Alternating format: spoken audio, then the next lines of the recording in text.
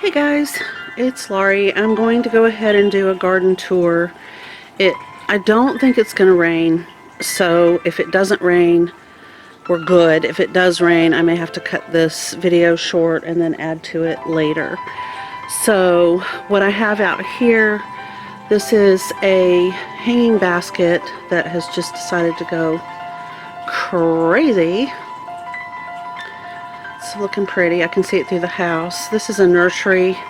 I've got foxglove seeds on paper towels in a plastic bag, and I'm trying to capture sunlight to get that to kind of jumpstart. I don't know if it's going to work because this is about as much sunlight as I'm getting this summer. In fact, today is July the 2nd, and it's not 60 degrees. I can't see what it is. I think it might be 58, 57.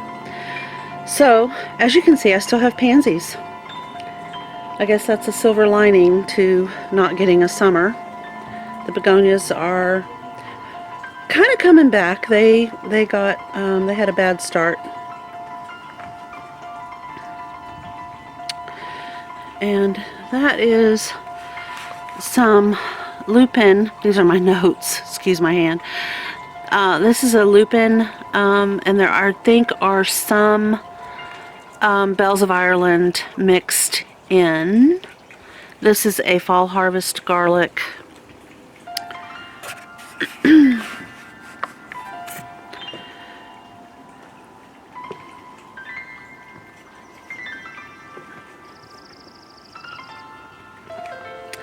Okay, Blueberry Manor. The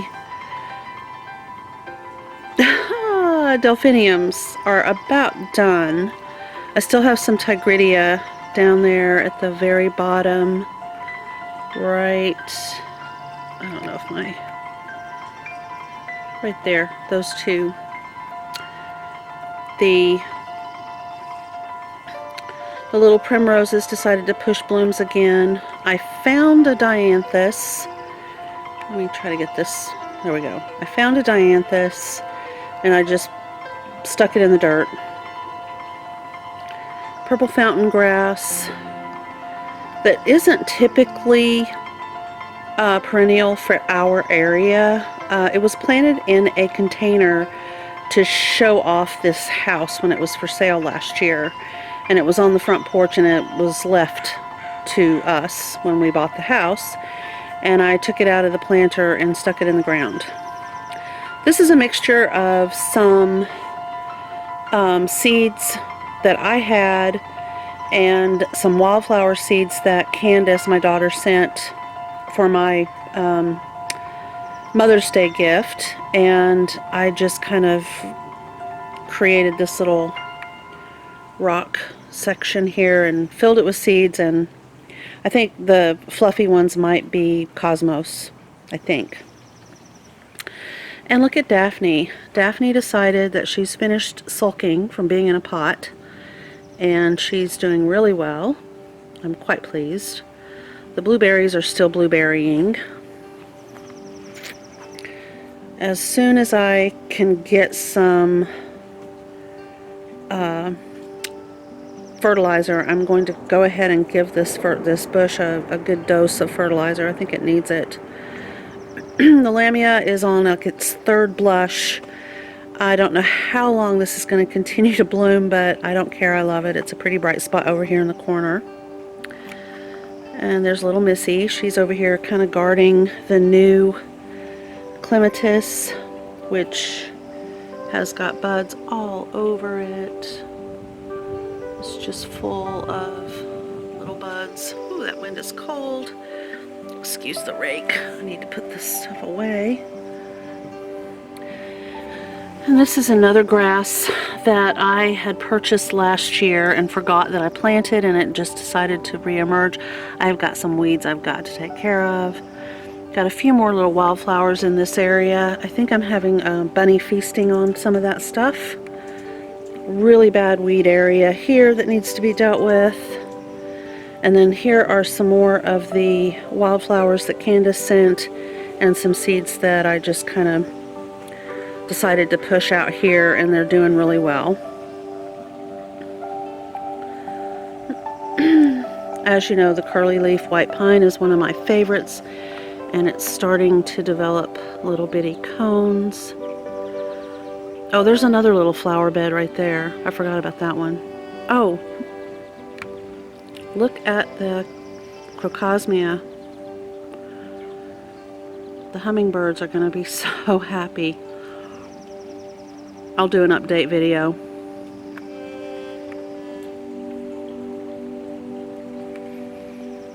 There's the rose. And then beside the rose is rosemary that I'm going to, I started on it a little bit the other day when it was warmish outside. I'm going to try to topiary that. I've got a few really good strong branches, I guess you'd call them, that would be perfect for that, because I don't really want it on the ground. A lot of plants out here should not be left on the ground. They should be lifted like I've been doing with all of these low growing viburnum. It's just not good for this particular area. There's opportunity for a lot of disease, mold, and mildew.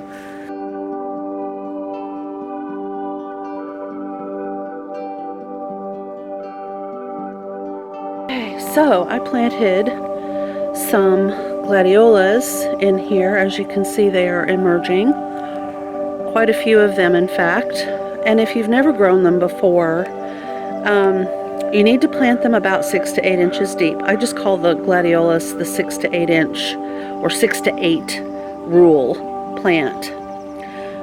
So about 6 to 8 inches deep. Pack the soil. Make sure that they're really packed in there good. If you don't live in an area where you're getting regular water, go ahead and water them on a regular basis. Make sure that when they are about 6 inches tall, that you go ahead and apply a fertilizer. And then you can dig the corms up about 6 to 8 weeks after they bloom. So if you don't want to leave them outside, they do have a wide zone range. I think it's 4 to 11. But if you're like in 6 to 7 or 6 to 8, 6 to 7 probably, just go ahead and dig them up, brush off the dirt, and put them in a box, and then you can replant them, and they don't run the risk of rotting or even being eaten by a, you know, an animal that typically likes to dig up. I had some help with mine. I think the rabbits were after them. Okay, and my daylilies are really, really covered up. It's going to be nice to see. The Russian sage or blue salvia is doing well. I did kind of give it a haircut. It had one bloom, and then it just kind of went, I think I'm done. And so I gave it a little haircut, and it just kind of came back with a vengeance. The mandevilla is looking quite happy and healthy in the pot. And of course I forgot to mention this. So that over there is the Blueberry Manor, and then we walked around and we were in Shabby Versailles. The hydrangea, the Japanese hydrangea, which really isn't a hydrangea, a true hydrangea, kind of looks like one, but anyway, it's just doing its thing, happy as a clam. Oh, let's see, the blue fescue right there has managed to recover from being transplanted out of a pot from the store and into the shade palace. This is the shade palace over here. All of the peonies are done. I need to come out and kind of take care of some of the leaf issues with them. There is a beautiful, I think that's a black knight delphinium, and still has pansies. The only reason I haven't removed these from the pot and put them in the landscape is because I have tigridia right here. This is tigridia, and I'm just waiting for one of these to bloom. I have planted this bulb as long as I can remember, and I've never had one emerge. This is like amazing to have all of these emerged bulbs. If that's all I get, I'll be happy, since it's like all I've ever had. This is the little rabbit glen. They kind of hide back in there under the arb. I know a lot of people think that this is an invasive plant. I'm not having any problems with it. I'm going to let it stay, and if it does become an issue, then I'll have to do something to take care of it. But at the moment, I'm happy. I think it looks good with the peonies. I have a pink-white peony over here and a red peony here that when they were in bloom were just gorgeous. This giant bush right here, I'm trying not to get soaking wet. The grass is just, that's the burning bush. I'm just kind of trying to keep it trimmed. And of course, you know, that's the little acer. Again, I'm just trying to keep it trimmed up off of the ground. That's really important. I don't need to have issues with that. I did plant that little patch of lupin and I keep forgetting, bells of Ireland were mixed together. I just literally mixed them together and then planted the seeds. So if bells of Ireland doesn't come up, I don't recognize any of those in there. That all looks like lupin to me, so I don't know. Anyway, they're all mixed together. We'll see how they do. The Gara is doing a whole lot better. Everything got fed about 3 days ago. They're all on that 2-week schedule. And after I fed that, it really perked up. And I was so thrilled to discover that I did not lose my bleeding heart.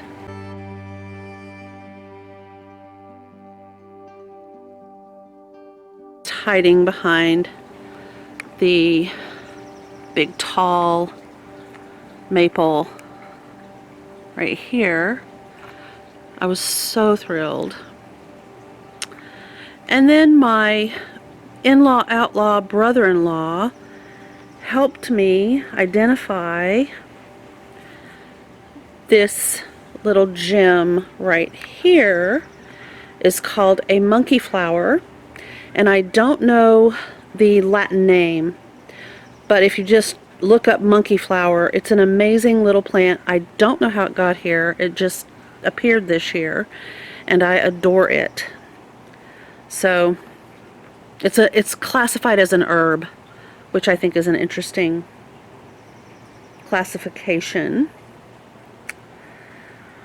And here is Big Daddy, and that's not my name for this monstrous plant. This is the actual name for this beautiful hydrangea. Just enjoy the view. He's way over my head, so I'm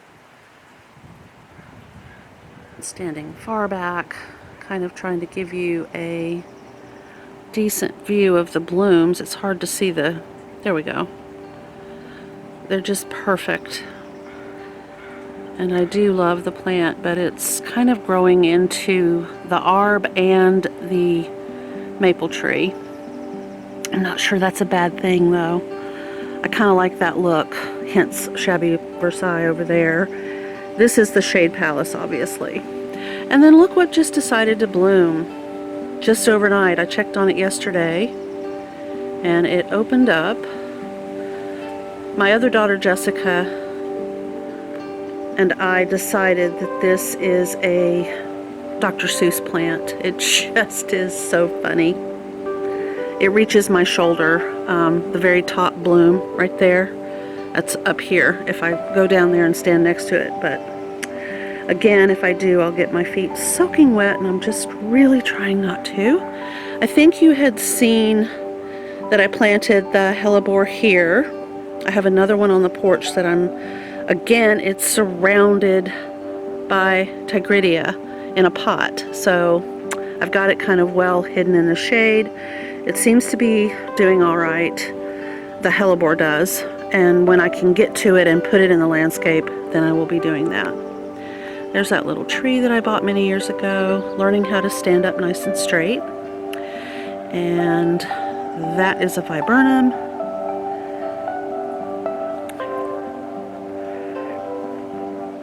That is a completely out of control burning bush that I need to get out here. Chuck just bought me a pair of Fisker's lawn shears, garden shears, the big long, they look like giant scissors. And I can use that on this and kind of tidy that up. Here are the last faded blooms of this clump of peonies that I moved from the front yard to the backyard. They did really well considering they were moved late and while they had buds on them, and they just did really well.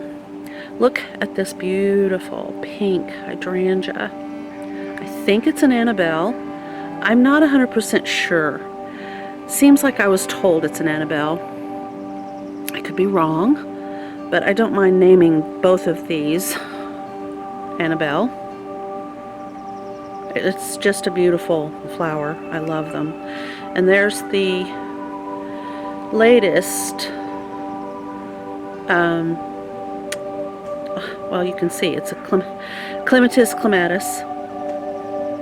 It's doing well. I need to come out here and clean off the hibiscus. It might be self-cleaning, but I'm having a hard time believing that, because when I take care of when I deadhead it, it just goes crazy. So as soon as it all dries up out here, I'm gonna come out and do some work.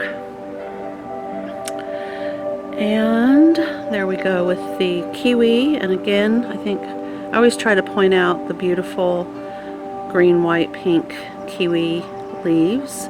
That happens slowly throughout the summer. I have a Weigela, I can never remember how to say it, that decided at this late date, oh, back up a little bit, to bloom. Look at that. Right there. Come on, camera, focus.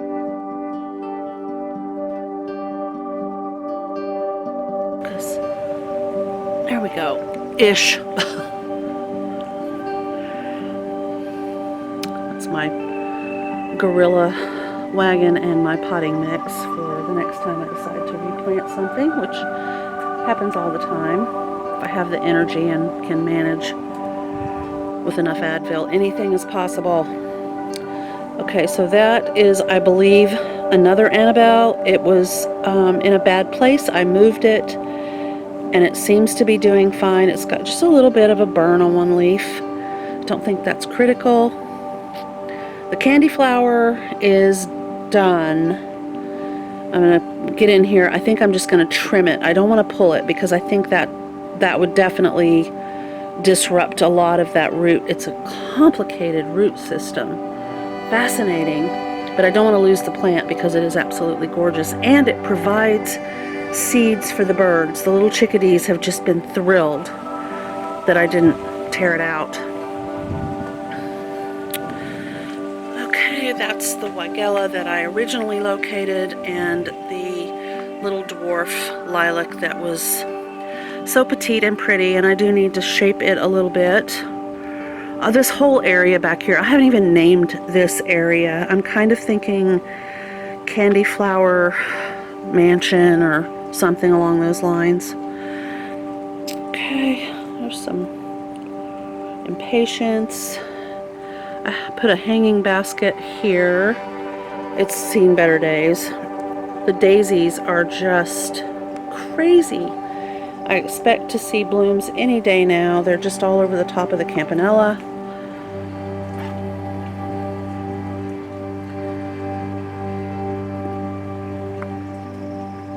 And I think I showed you this. This is, I put some candy flower in this pot with these begonias.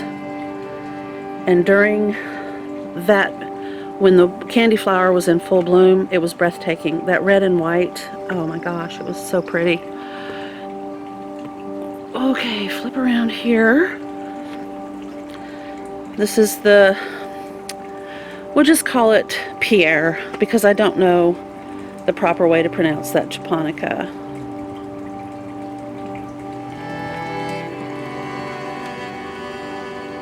Oh, I thought I saw, that was crazy. I thought I saw a moth chrysalis. We're trying to watch out for the dreaded gypsy moth, but it's just a leaf that happens to look like that. Maybe. The dahlias are doing their dahlia thing, finally. I'm so excited. There's 2 pinks and 1 bright red in here, and it looks like the 2 pinks have bloomed first. That back there must be the bright red, and I don't see any signs of life. There's the other hellebore, and as you can see, it's just covered up with tigridia. So, and some mystery vine. I'm not sure what this is, but I'm letting it live because it's providing a beautiful screen to a bunch of crap on the back corner over there. And until my storage box arrives on July the 15th, I'm just going to let the plants be the screening hardware for me. This is a little planter that has a rose in it and a whole bunch of birdseed that I thought these were bachelor's buttons, but I don't think so. I think it's birdseed that has decided to sprout, and I'm so curious. I've decided to let it do its thing, and I'll see what it is. No telling, but here are the little rose blooms. This rose was red last year, so if somebody can explain to me how that happened. It was just dark red, just a little red rose that the people who owned the house before us left, and this year it's white. Alright, so that's doing well.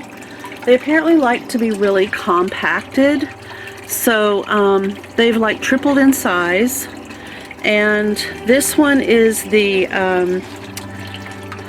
what is this one? The ice plant. And the other one, of course, everybody knows as hens and chicks, I think. Yep, hens and chicks. And it has just, I don't know, it's going crazy.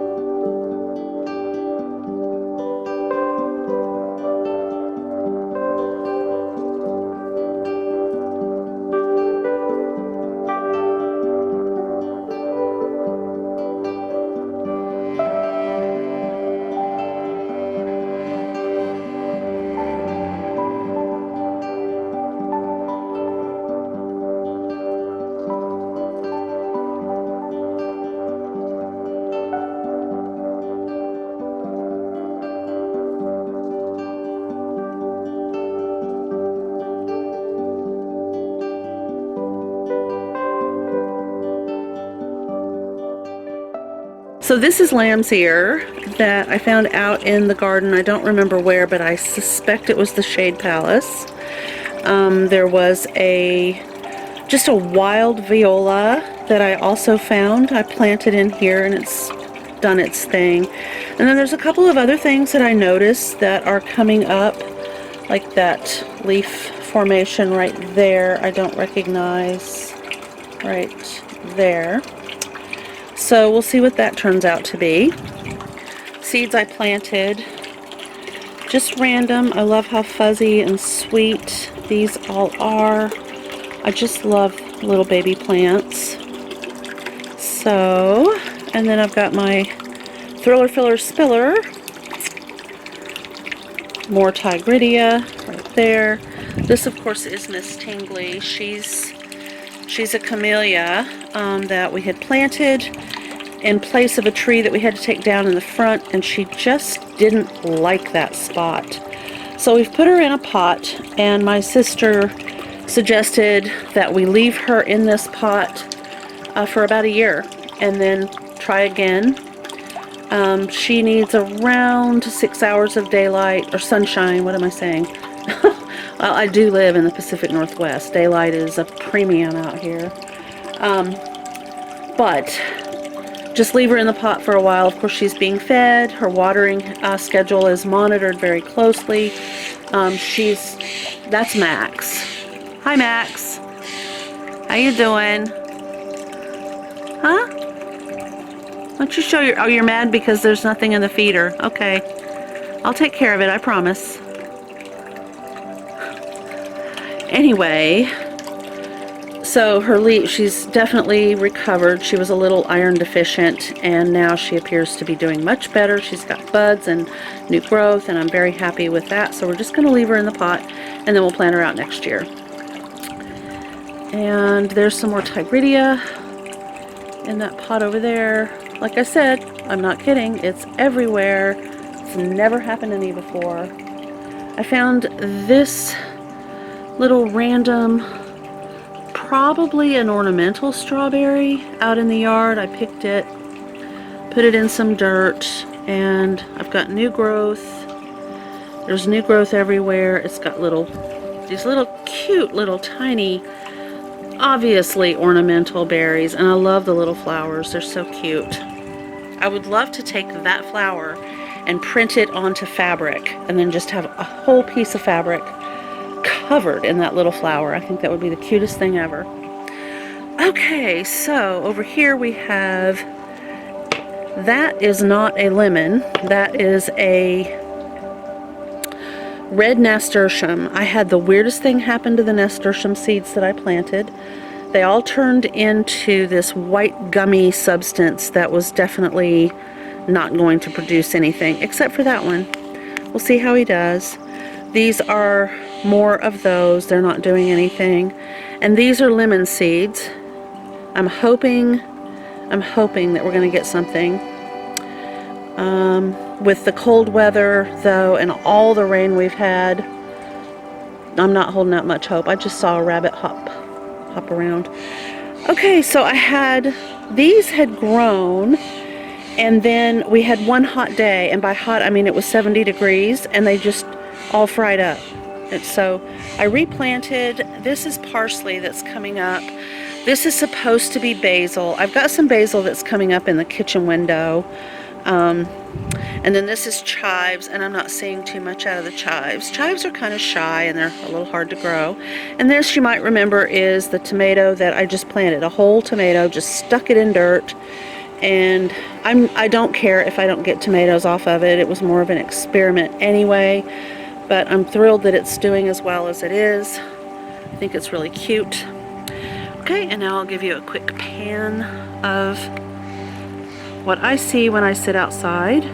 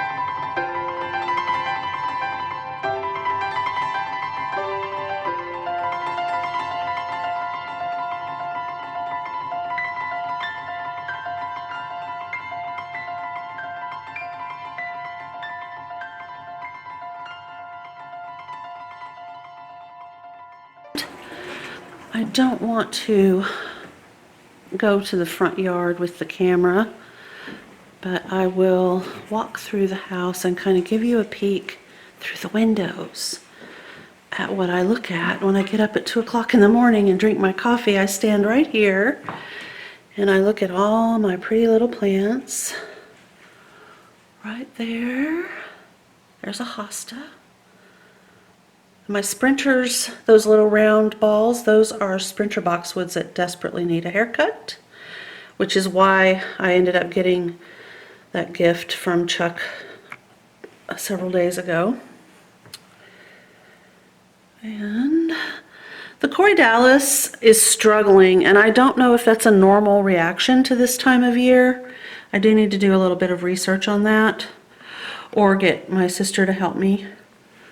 She's far better at that sort of stuff. I mean, I still have some blooms, but it's certainly not as prolific as it was, and it's certainly not as covered up in blooms as it was. And I kind of suspect it's the spot.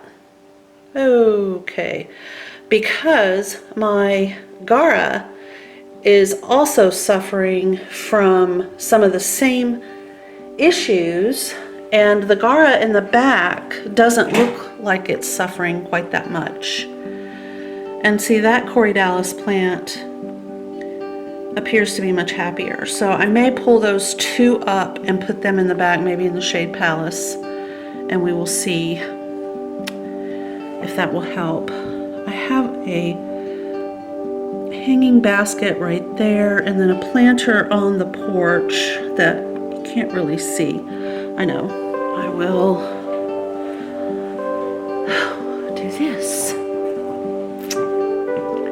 There we go. It's got pansies and begonias.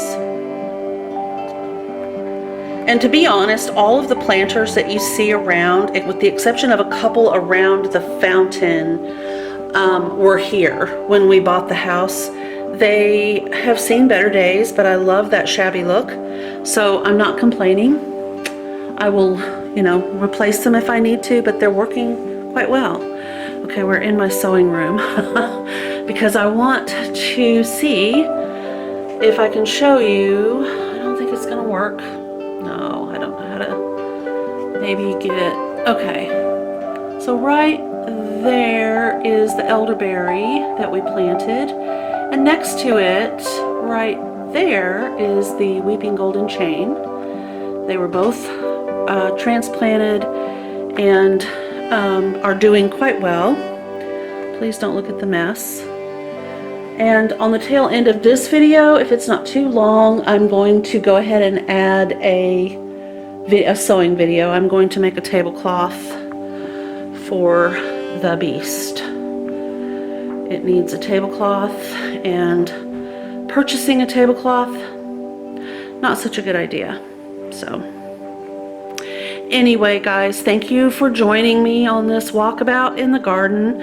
I hope everybody has a fantastic July. Let's just all pray that July 2020 is the turning point that we all need. I know I need it. I'm sure most of you need it. We need a great, warm, happy summer month. Thank you again for watching, and I'll see you in the next video.